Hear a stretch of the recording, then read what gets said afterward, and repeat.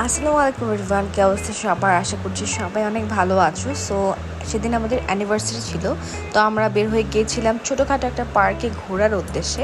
And আমাদের কাছাকাছির মধ্যে হচ্ছে নারায়ণগঞ্জে যে একটা পার্ক আছে অ্যাডভেঞ্চার ল্যান্ড, সেটা আমাদের কাছাকাছি। সো টাইমও খুব কম ছিল, তো আমি চাচ্ছিলাম হচ্ছে আশেপাশের মধ্যে কিছুতে একটা সুইম করতে। সো এই তো চলে আসলাম ফাইনালি অ্যাডভেঞ্চার ল্যান্ডে। আমাদের এখান থেকে বেশ কাছাকাছি, ঢাকা থেকে মাত্র সিএনজিতে কয়েক মিনিট লাগে যেতে, আধা ঘন্টার মতন লাগে, 20-30 মিনিট। সো আমরা চলে আসলাম, এই তো ফাইনালি ঢুকছিলাম। এখানে হচ্ছে ক্রাউড অনেক কম থাকে, মানুষজন অনেক কম থাকে অফ ডেগুলোতে।